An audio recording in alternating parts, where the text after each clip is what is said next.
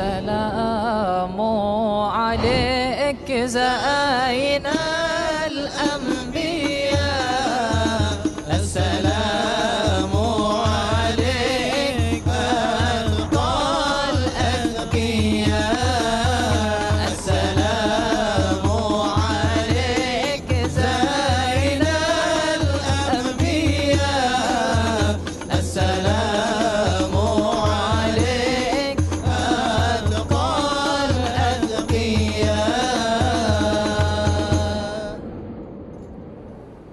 الحمد لله الذي هدانا بعبده المختار من دعانا إليه بالإذن وقد نادانا لبيك يا من دلنا وحدانا.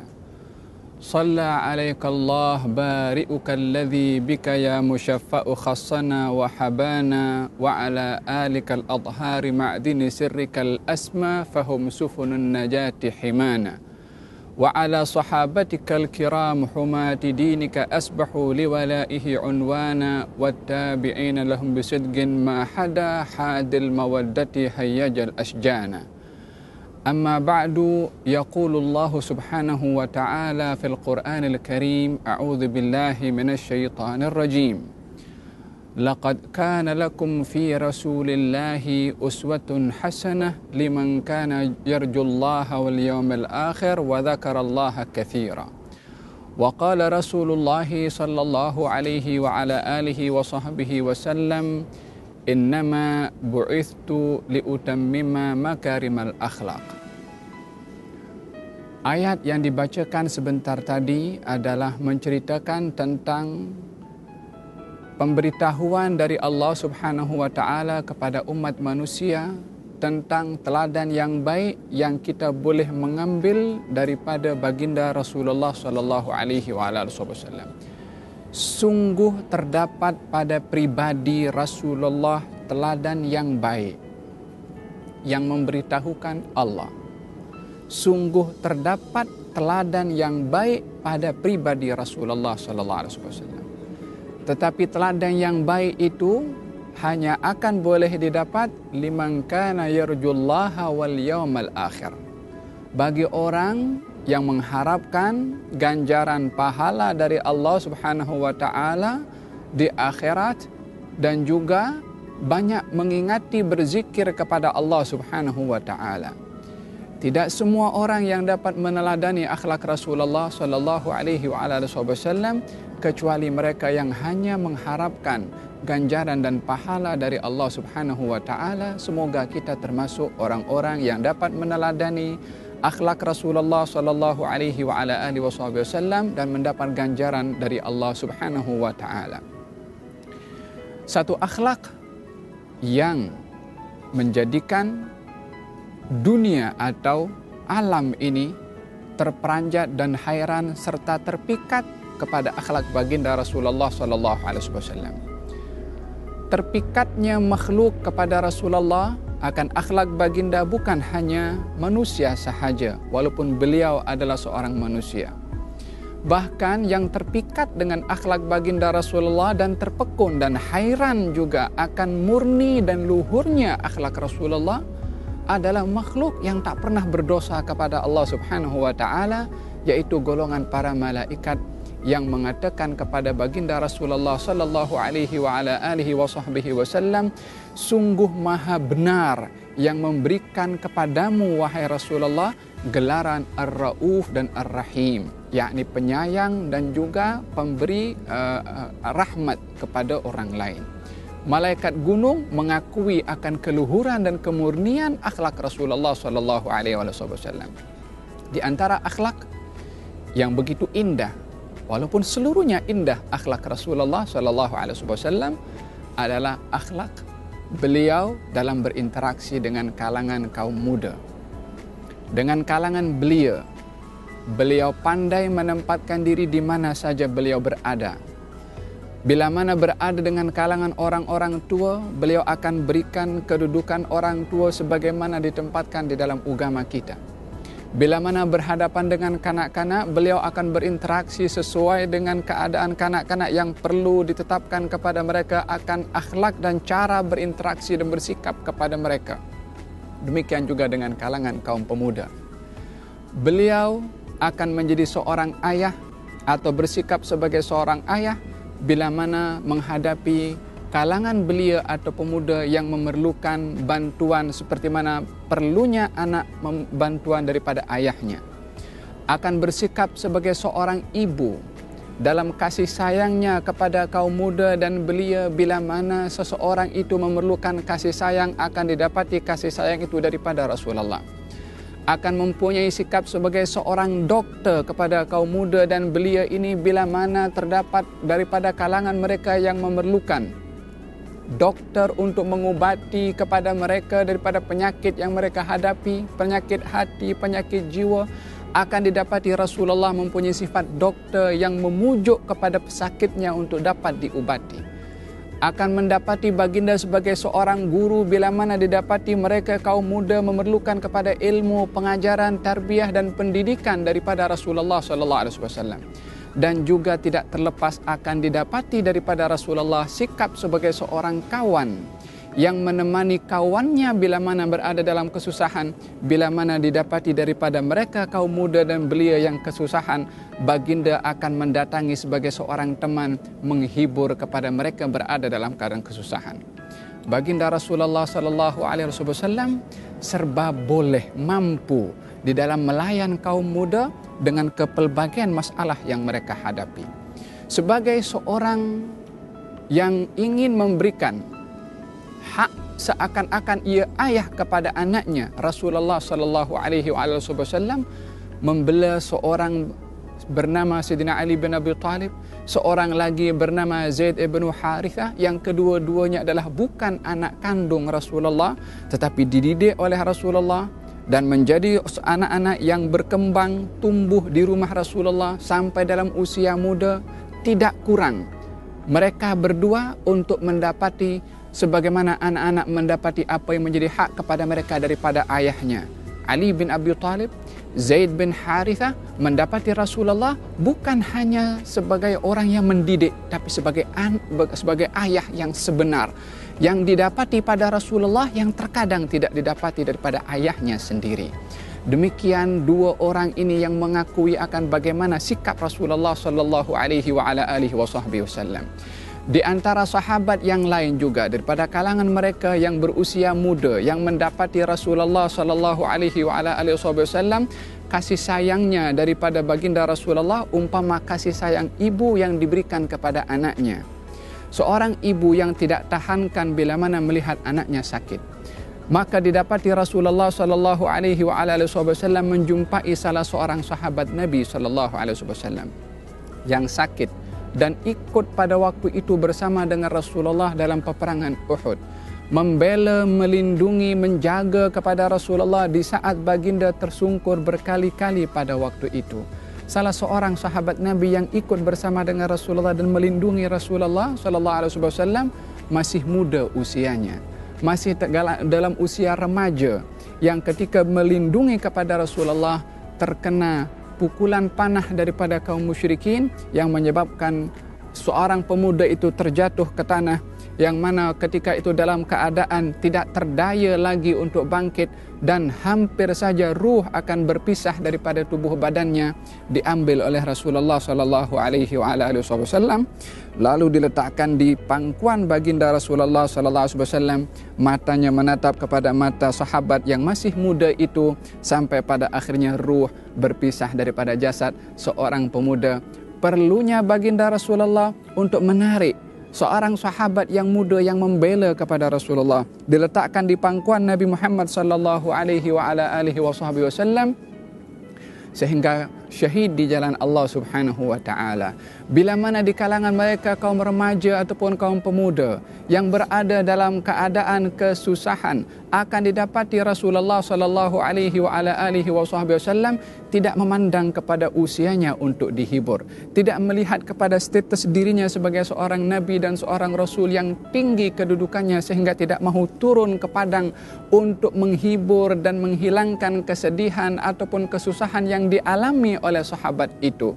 Sehingga sahabat itu yang kerap hadir dalam majlis Rasulullah bersama anak kecilnya, anak kecilnya itu meninggal dunia, maka ayahnya pun tak lagi hadir di majlis Rasulullah, dan ia berada di rumahnya meratapi kepergian anak kecilnya itu. Baginda bertanya, di mana si fulan itu yang tak muncul lagi di majlis aku? Maka diberitahukan kalau anaknya meninggal dunia. Nabi keluar daripada rumahnya, daripada majlisnya, datang ke rumah seorang pemuda itu yang sedang meratapi akan kepergian anaknya, dihibur oleh Rasulullah sallallahu alaihi wa ala alihi wasallam. Demikian akhlak baginda Rasulullah kepada anak-anak muda. Allahumma salli ala Muhammad. Ya Rabbi salli alaihi wasallim. Allahumma salli ala Muhammad. Ya Rabbi salli alaihi wasallim. In qila zurtum bima raja'tum ya akramal khalqi ma nakunu qulu raja'na bi kulli khairin wajtama'al far'u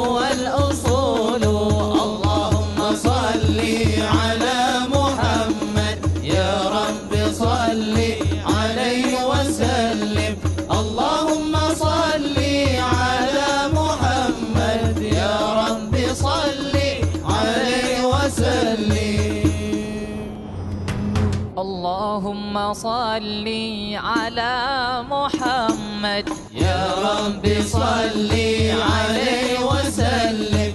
Allahumma salli ala Muhammad. Ya Rabbi salli alaihi wasallim. Allahumma salli ala Muhammad. Ya Rabbi salli alaihi wasallim. Allahumma salli ala Muhammad. Ya Rabbi salli alaihi wasallim.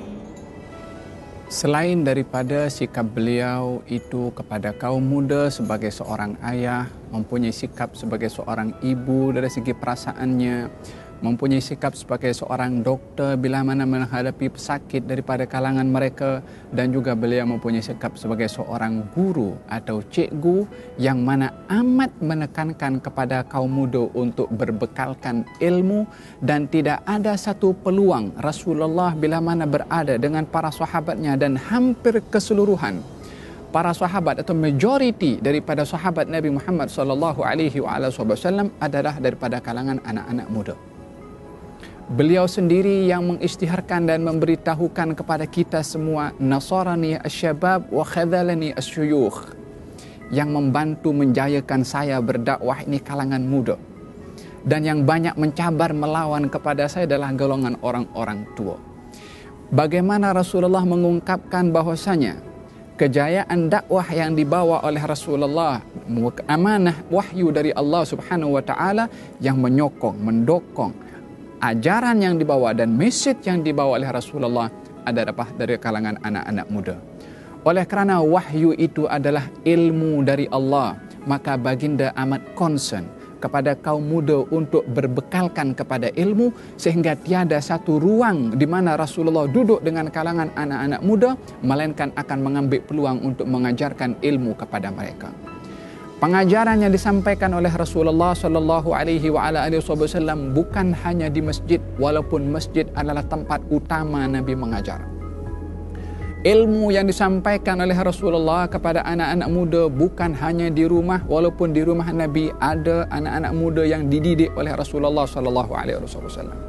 Tetapi di mana saja, bahkan ketika baginda menaiki onta ataupun keledainya, baginda memanggil Abdullah bin Abbas yang usianya masih remaja, dinaikkan di belakang Rasulullah SAW sambil berjalan. Kata baginda Rasulullah SAW yang meriwayatkan ini Abdullah bin Abbas sendiri, kuntu radifan Nabi sallallahu alaihi wasallam, saya berada di belakang Rasulullah sallallahu alaihi wasallam. Baginda bersabda, ya ghulam, panggilan yang cukup lembut, panggilan untuk menawan hati. Cara di dalam mengajar itu adalah terlebih dahulu dibuka hati orang yang akan diajar itu supaya boleh menerima apa yang akan diajar oleh Rasulullah SAW. Dipanggil ya ghulam, panggilan manis, panggilan sopan, wahai anak. Inni u'allimuka kalimat, saya ajarkan kepada kamu beberapa kalimat. Ihfazillaha yahfazka, jagalah Allah, Allah jaga kamu. Ihfazillaha tajidhu tujahak, jagalah Allah, engkau akan dapati Allah di hadapan kamu. Dan ketahuilah kalau kamu meminta, mintalah kepada Allah. Kalau kamu berlindung, berlindunglah kepada Allah.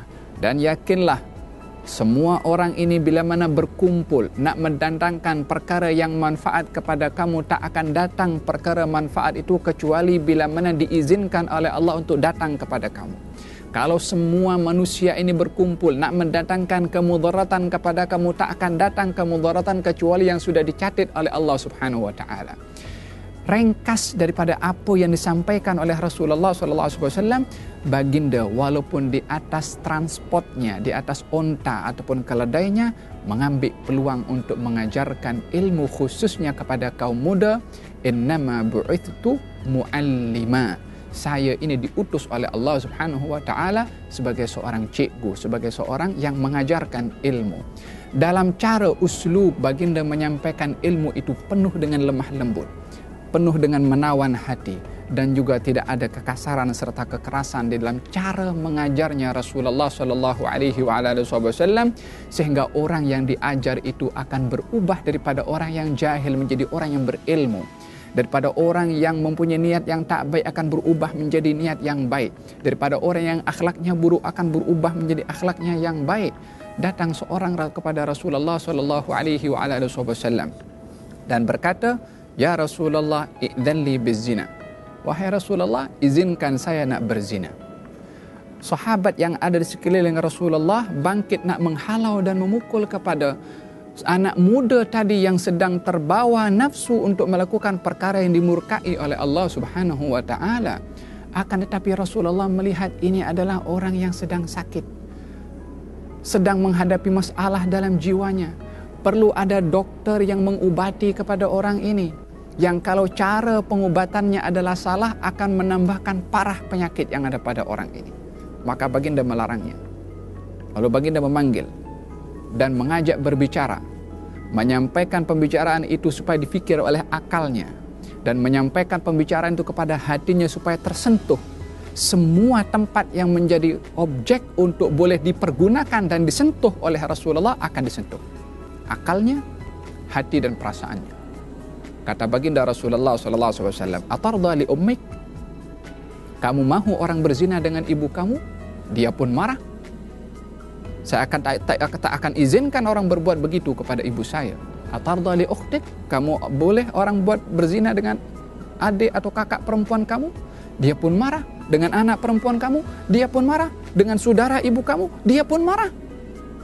Kata baginda Rasulullah SAW, demikian juga perempuan yang kamu nak berzina dengannya itu mungkin ibu kepada orang lain, anak perempuan kepada orang lain, mak saudara kepada orang lain, ataupun adik-beradik kepada orang lain yang orang lain tak mau. Macam mana kamu tak mau? Logik. Diterima oleh akal fikirannya, sehingga bersentuh dadanya oleh Rasulullah dengan tangannya yang mulia, maka berubah daripada keazaman datang kepada Rasulullah untuk berzina. Tidak ada perkara yang lebih dibenci dari hati orang itu daripada perbuatan zina, bermula daripada diangkatnya tangan Nabi Muhammad sallallahu alaihi wasallam. Cikgu yang penuh dengan kelembutan dengan cara mengajar kepada anak muridnya supaya boleh diterima apa yang diajar, karena intipati daripada pengajaran yang disampaikan oleh seorang guru adalah penghayatan yang boleh diterima oleh murid tersebut. Demikian baginda Rasulullah sallallahu alaihi wasallam, uslub cara di dalam mengajar itu menarik perhatian, menawan hati orang. Sayyidina Mu'adz ibn Jabal dipanggil oleh Rasulullah ingin diajarkan satu amalan yang kita semua kerap membaca amalan itu. Tapi cara baginda nak suruh Mu'adz bin Jabal buat benda itu, Nabi tak suruh mengatakan, wahai Mu'adz, buatlah demikian. Tapi Nabi panggil, ya Mu'adz, inni uhibbuk. Wahai Mu'adz, aku sayang padamu. Aku cinta kepada kamu. Aku amat sayangkan kepada engkau. Faqul fi duburi kulli salatin, Allahumma a'inni ala dzikrika wa syukrika wa husni ibadatik. Katakan setiap kamu selepas salat doa, Allahumma a'inni ala dzikrika wa syukrika wa husni ibadatik. Nabi masa nak ajar tu, Nabi bagi tahu, inni uhibbuk, saya sayang pada kamu, saya suka kepada kamu. Menarik perhatian orang yang akan diajar untuk diajarkan, maka Mu'adz tidak pernah tinggalkan pun sedikit pun, walaupun sekalipun apa yang diajarkan oleh Rasulullah SAW, sebab cara pengajaran itu adalah yang menyentuh dan tepat kepada sasaran yang dituju oleh Nabi Muhammad SAW. Demikianlah akhlak baginda Rasulullah di dalam pengajaran kepada kaum muda. InsyaAllah. لولاك يا زينة الوجود طاب عيشي ولا وجودي ولا ترنمت في صلاتي ولا ركوعي ولا سجودي اللهم صل على محمد يا رب صل عليه وسلم اللهم صل على محمد يا رب صل عليه وسلم. Seperti mana usia muda itu adalah merupakan satu peringkat usia yang dicabar dengan cabaran yang begitu hebat dan dahsyat, sehingga dengan cabaran yang hebat dalam usia muda ini adalah menjadi penilaian tersendiri di sisi Allah Subhanahu wa taala tentang seorang dalam usia muda yang beribadah kepada Allah Subhanahu wa taala jauh lebih besar ganjarannya berbandingkan kepada seseorang yang tidak berada dalam usia muda. Oleh kerana usia muda ini terdedah dalam pelbagai macam dugaan dan cabaran, khususnya yang menyentuh kepada nafsu, baginda Rasulullah sallallahu alaihi wasallam mempunyai sikap tersendiri kepada golongan muda dalam usia remaja ataupun usia yang mereka terdedah dengan ancaman-ancaman seperti itu. Maka dengan demikian baginda menggalakkan kepada kaum muda yang mampu untuk menikah untuk mempercepat di dalam pernikahannya, demi agar supaya mereka terselamat daripada cabaran yang boleh mencabar agama dan akidah mereka dengan perkara-perkara yang boleh merosakkan akhlak dan moral mereka dalam usia muda itu. Dan baginda amat peka kepada usia muda yang terdedah dengan pelbagai macam cabaran, dengan datangnya dengan diterjemahkan dengan sikap Rasulullah kepada golongan muda yang datang ke rumah Rasulullah sallallahu alaihi wasallam untuk belajar ilmu daripada Rasulullah. Riwayat daripada seorang sahabat Nabi mengatakan, kami datang kepada rumah Rasulullah dan jumlah kami lebih kurang 20 sekian ramai orang, yakni ada beberapa orang yang datang ke rumah Rasulullah, semuanya anak-anak muda untuk belajar ilmu. Wa nahnu syababatun, kami adalah golongan muda waktu itu, masih usia muda. Kami berdiam di rumah Rasulullah 20 hari untuk belajar. Maka kata sahabat ini mengatakan, Rasulullah ini orang yang amat paham, lembut dan peka dengan keadaan kami. Setelah 20 hari kami berada di rumah Rasulullah, Rasulullah beritahu kepada kami, kamu balik ke rumah kamu masing-masing dan ajarkan ilmu yang aku ajarkan kepada kamu selama kamu duduk di sini. Sesungguhnya saya menyadari kalau kamu sudah rindu dengan ahli keluarga kamu. Mereka sudah berkahwin, ditinggalkan ahli keluarganya selama 20 hari. Baginda Rasulullah sallallahu alaihi wasallam menyikapi kepada mereka yang mereka dalam usia muda diizinkan untuk kembali oleh Rasulullah sallallahu alaihi wasallam, kerana baginda amat memperhatikan tentang golongan muda agar supaya terselamat daripada cabaran-cabaran khususnya yang mencabar kepada hawa nafsu. Demikian sikap Rasulullah sallallahu alaihi wa ala alihi wasallam, sehingga mereka disuruh kembali oleh baginda Rasulullah sallallahu alaihi wasallam. Di antara sifat Rasulullah, sikap Rasulullah kepada golongan muda adalah baginda tidak pernah menghardik ataupun merendahkan kepada anak-anak muda yang mahu mengungkapkan, menceritakan, memberitahukan idenya, nak bagi tahu tentang status dirinya. Baginda selalu menghargai apa yang akan dikatakan oleh anak-anak muda daripada perkara-perkara yang bahkan melibatkan kepada peperangan pun akan didengar oleh Nabi SAW. Tidak dipandang rendah mengatakan kamu masih kecil. Tidak dianggap sebagai pandangan yang tidak boleh diterima karena datangnya daripada orang yang lebih muda usianya. Nabi menghargai. Bahkan daripada pandangan anak muda yang usianya 15 tahun. pandangannya diterima oleh Nabi SAW. Daripada peperangan yang berlaku di zaman Rasulullah dan kebiasaan Rasulullah, bila mana berperang akan memeriksa saf daripada tentera-tentera baginda Rasulullah, sehingga dengan tongkatnya beliau berjalan merapikan saf di dalam peperangan itu umpama rapinya saf di dalam salat, diatur rapi oleh baginda Rasulullah SAW. Terjumpa anak yang masih usia 15 tahun. Yang pertama bernama Rafi' ibn Khudaij, yang kedua adalah Samurah ibn Jundub. Nabi melihat kepada dua anak ini, Nabi melihat kepada usianya, maka Nabi SAW mengembalikan mereka berdua untuk kembali ke Madinah dan tidak ikut serta bersama dengan Rasulullah dalam peperangan itu. Tahukah apa yang berlaku kepada dua anak itu ketika ditolak oleh Rasulullah SAW? Keduanya pulang menangis. Tapi tak terus balik, dia patah balik lagi. Rafi' ibn Khudaij mengatakan, "Ya Rasulullah, saya ada keahlian untuk memanah. Walaupun usia saya kecil, walaupun masih kanak-kanak, tapi saya ada keahlian dalam berperang." Apa keahliannya? Memanah. Nabi SAW tidak mengatakan, "Kamu masih kecil, tak payah kamu pergi balik." Tapi diuji oleh Nabi SAW, dihargai keahlian walaupun daripada anak yang masih berusia 15 tahun. Setelah diketahui, diizinkan oleh Nabi SAW. Samurah ibn Jundub yang tak diizinkan pada waktu, menangis lagi lebih sedih berbandingkan sebelumnya. "Ya Rasulullah, engkau izinkan orang yang sebaya dengan aku usianya, sementara engkau tidak izinkan aku ikut bersama dengan engkau." "Ya Rasulullah, saya pun ada keahlian juga. Saya pandai dalam bergusti atau saya kuat dalam bergusti. Kalau saya bergusti dengan Rafi' ibn Khudaij, saya boleh kalahkan Rafi' ibn Khudaij dengan bergusti dengan saya." Dicuba juga oleh Nabi SAW, yang pada akhirnya kedua-dua diizinkan oleh baginda Rasulullah SAW, tidak pernah menghampakan sesiapa walaupun anak-anak muda yang mahu mengungkapkan akan identitinya atau idenya ataupun pandangannya, sentiasa dihargai oleh Rasulullah SAW. Baginda amat concern kepada kaum muda untuk diberikan apa yang menjadi hak walaupun terkadang di hadapan orang tua. Baginda Rasulullah SAW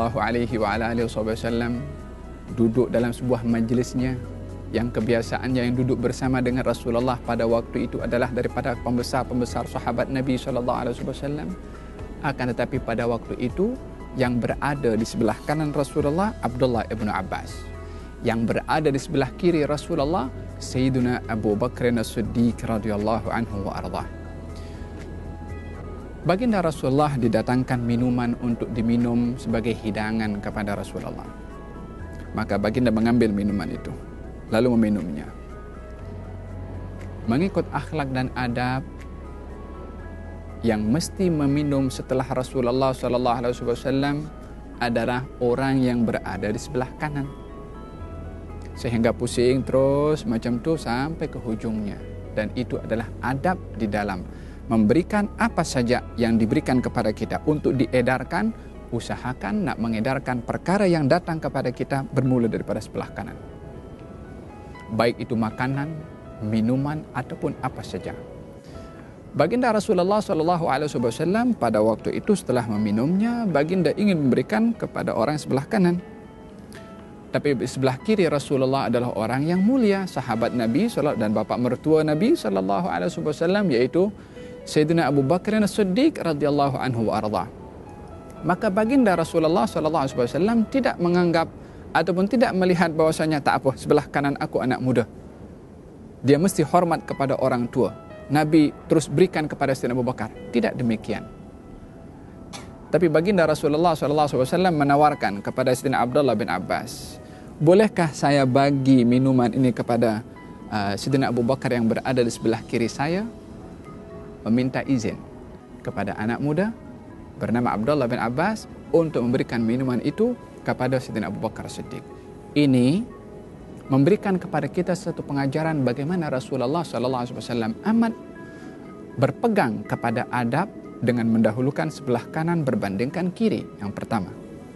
Yang kedua, baginda berhak untuk memberikan kepada Sayyidina Abu Bakar Siddiq berbandingkan kepada Abdullah bin Abbas, karena dalam hal ini anak muda mesti menghormati kepada orang tua, mengedepankan dan mendahulukan orang tua, sebagaimana Rasulullah SAW bersabda, inna min ijlalillah ikram dhi asyaibatil muslim.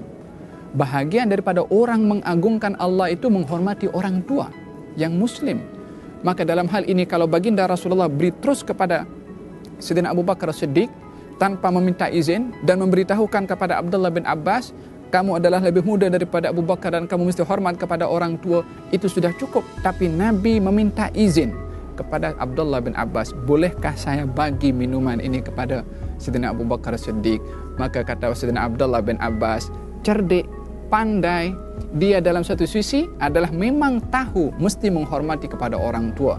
Tapi pada di sisi yang lain, siapa yang akan melepaskan peluang untuk dapat meminum daripada bekas yang sudah diminum oleh Nabi Muhammad sallallahu alaihi wasallam?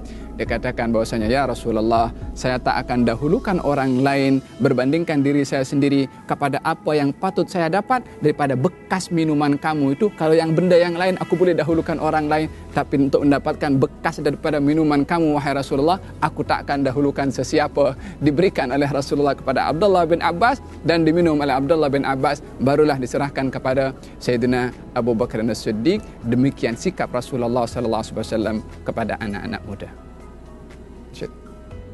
فيا ليالي الرضا علينا عوديني أضر منك عودي عودي علينا بكل خير بالمصطفى طيب الجدود اللهم صل على محمد يا رب صل عليه وسلم اللهم صل على محمد يا رب صل عليه وسلم.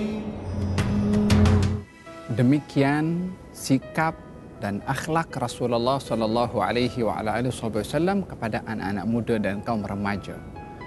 Di antara yang ditampilkan oleh Rasulullah sallallahu alaihi wasallam dalam perhubungan dan persahabatan dengan sahabat-sahabat Nabi yang daripada kalangan anak-anak muda, baginda bersikap sebagai kawan kepada mereka walaupun usianya adalah berbeza, walaupun usianya adalah jauh.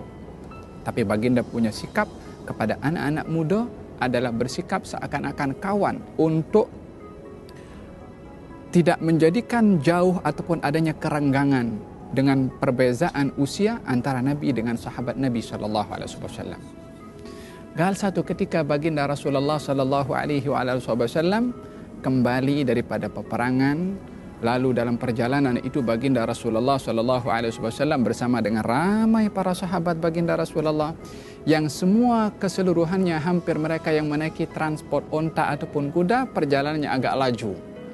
Hanya satu orang saja yang berjalan keseorangan di belakang sebab ontanya slow sikit atau lambat sikit perjalanan. Bernama Jabir bin Abdullah, salah seorang sahabat Nabi SAW yang setia dengan Rasulullah, yang menjadi tuan rumah kepada Rasulullah di rumahnya dalam peperangan Khandaq yang berlaku perkara mukjizat di rumah Jabir bin Abdullah. Dalam perjalanan itu Jabir yang berjalan keseorangan, didapati Rasulullah berada di belakang. Melihat Jabir berjalan keseorangan, Nabi pun menaiki ontanya, yang onta Nabi pun agak laju juga, lalu ditemani oleh baginda Rasulullah SAW. Kenapa ontamu wahai Jabir? Diberitahukan kalau onta itu adalah sudah entah mungkin sudah tua atau sudah lama sehingga tak boleh nak jalan laju. Maka ditemani oleh Rasulullah. Dalam berjalan bersama dengan Rasulullah berlaku perbualan sembang-sembang. Kata baginda Rasulullah, Jabir, kau sudah kawin ke? Kata Jabir bin Abdullah mengatakan, ya saya sudah kawin. Nabi bertanya balik, engkau kawin dengan anak dara atau janda? Jabir bin Abdullah mengatakan, saya kawin dengan janda. Nabi tanya balik, kenapa tak kawin dengan anak dara? Kata Jabir bin Abdullah, ya Rasulullah, saya ketika ditinggal oleh ayah saya meninggalkan anak-anak kecil. Saya memerlukan kepada seorang wanita yang boleh Dalam bahasa Jabir bin Abdullah, yang boleh sikat rambutnya, maknanya biasa menjaga, membela kepada anak-anak yang saya tak boleh dapat kepada anak dara, yang saya boleh dapat kepada orang yang sudah pernah berpengalaman. Maka saya berkahwin dengan janda untuk menjaga juga kepada adik-adik saya yang masih kecil. Kata baginda Rasulullah, benar kamu punya tindakan. Berjalan dengan perjalanan, sampai di perjalanan baginda tanya balik tentang keadaan ekonominya Jabir. Subhanallah, perbualan cukup mesra dan tak ada gap ataupun renggang hubungan segan apa. Nabi macam biasa kawan, dihibur Jabir bin Abdullah. Diberitahukan kalau keadaan ekonominya adalah berkekurangan. Di rumah itu diberitahukan tak ada bantal pun untuk tidur. Kata baginda Rasulullah SAW, nanti akan ada bantal di situ dan rumah kamu akan selesa. Kata baginda Rasulullah, ya Jabir, kamu nak jual onta kamu kepada saya? Kata Jabir bin Abdullah, saya hadiahkan onta saya kepada engkau, wahai Rasulullah. Kata Nabi SAW, tak mau, aku nak beli. Maka ditawar oleh baginda Rasulullah, saya beli 1 dirham. 1 dirham adalah tak sesuai. Kata Jabir bin Abdullah, ya Rasulullah, kalau kau nak beli, harganya adalah tidak mungkin dalam 1 dirham. Nabi saja gurau, bukan nak beli betul itu onta 1 dirham. Saja untuk menghibur kepada Jabir bin Abdullah. Sampai kepada satu jumlah yang memang jumlah itu sesuai untuk onta Jabir. Sampai di Madinah, Jabir bin Abdullah letakkan onta di hadapan masjid Rasulullah SAW. Maka pun Jabir balik ke rumahnya. Baginda keluar daripada masjid, nampak ada onta. Nabi tanya, onta siapa ini? Kata sahabat mengatakan, ini Jabir bin Abdullah datang membawa ontanya. Katanya, ini dibeli engkau wahai Rasulullah. Nabi ambil duit, bagi kepada seorang sahabat. Kata Nabi mengatakan, hantarkan duit ini sebagai belian saya kepada onta Jabir, dan bawa onta Jabir ini hadiah daripada saya untuk Jabir bin Abdullah. Dibeli, tapi juga diberikan kepada oleh Rasulullah kepada Jabir bin Abdullah, karena Jabir memerlukan kepada ontanya. Demikian Nabi itu menghibur kepada Jabir bin Abdullah sehingga dicukupkan dengan harta yang diberikan oleh Rasulullah itu untuk memenuhi keperluan daripada rumah baginda Rasulullah, rumah Jabir bin Abdullah. Sikap Nabi adalah sebagai teman kepada Jabir bin Abdullah.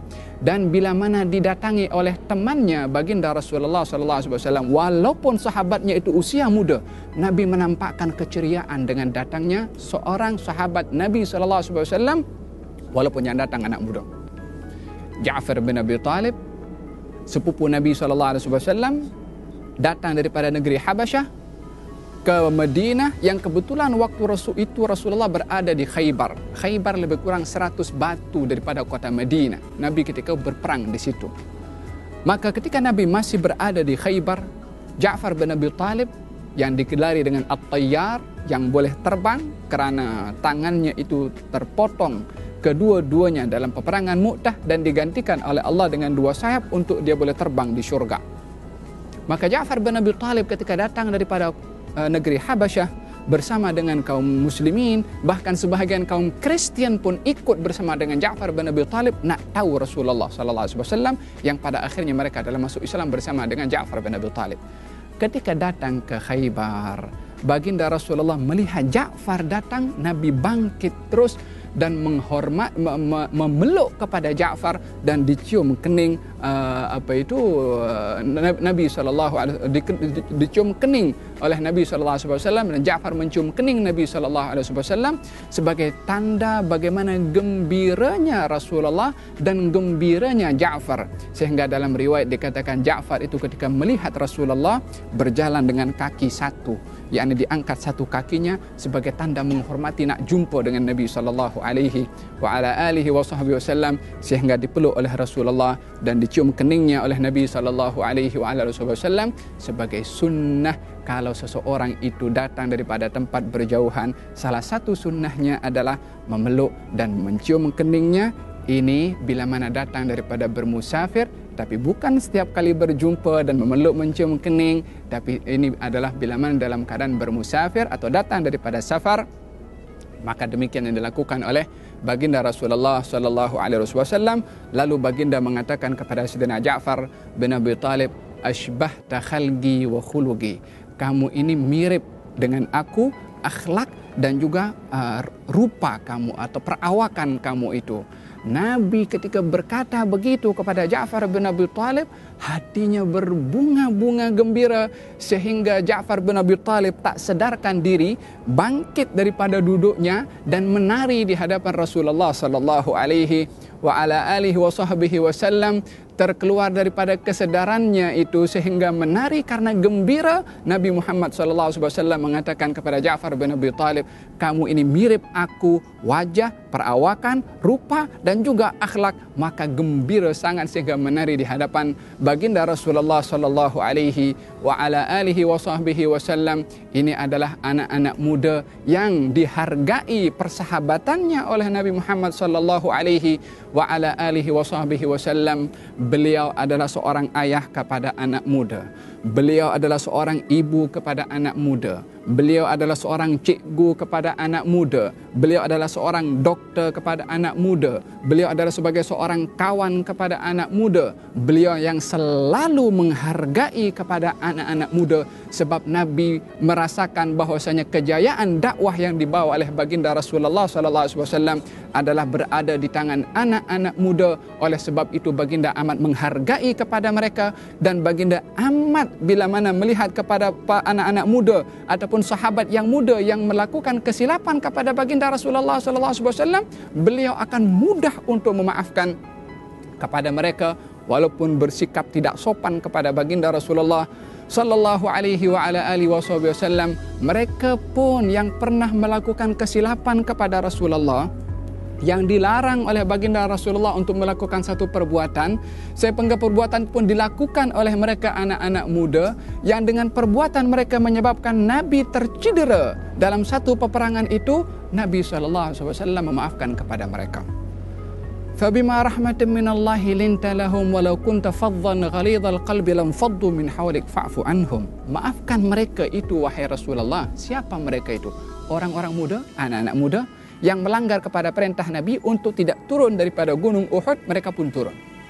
Maafkan mereka. Siapa mereka itu? Anak-anak muda yang buat salah itu. Cukup dengan maafkan, wastaghfir lahum. Mintakan ampun kepada Allah untuk mereka. Fa'fu anhum wastaghfir lahum wasyawirhum fil amri. Ajaklah mereka untuk bermusyawarah balik. Jangan serik bermusyawarah untuk duduk dengan anak-anak muda, walaupun anak-anak muda itu berbuat salah kepada engkau. Walaupun gigi geraham kamu jatuh karena panah disebabkan mereka yang melanggar perintah kamu. Walaupun kamu tersungkur berkali-kali, fa'fu anhum, maafkan mereka. Demikian sikap Rasulullah sallallahu alaihi wa ala alihi wasallam kepada anak-anak muda adalah dalam segala aspeknya akan didapati bahwasanya Rasulullah sallallahu alaihi wasallam menjadi teladan yang terulung dan termulia di dalam menyikapi kepada anak-anak muda. Dengan demikian kita dapat menyimpulkan bahwasanya Rasulullah sallallahu alaihi wa ala alihi wasallam adalah teladan khususnya kepada anak-anak muda. Perlu untuk menjadi iktibar kepada kita, khususnya kepada kaum remaja dan anak-anak muda, untuk mencari guru yang diajarkan seperti cara Rasulullah SAW, untuk mendapati penawar daripada masalah-masalah yang dihadapi dengan cara Rasulullah SAW. Dan ingat, dirinya itu yang masih dalam usia muda adalah bahagian daripada objek yang dimaksudkan oleh Nabi SAW. Kalau agama ini adalah berjaya di zaman itu dengan anak-anak muda, di zaman sekarang pun dan bila-bila masa sahaja, bila mana anak muda berpegang dengan apa yang dibawa oleh Rasulullah SAW, agama ini akan tersyuhur dan masyhur seperti mana di zaman Rasulullah sallallahu alaihi wa alihi wasallam. Semoga Allah Subhanahu wa taala menjadikan kita anak-anak muda dan semua anak-anak muda kaum muslimin di negeri ini dan juga di timur dan di barat menjadi anak-anak muda yang dibanggakan oleh Nabi Muhammad sallallahu alaihi wasallam. Sungguh terdapat pada pribadi Rasulullah khususnya bagi anak-anak muda teladan yang baik. Wallahu taala a'lam. Insyaallah. مولاي صل وسلم دائما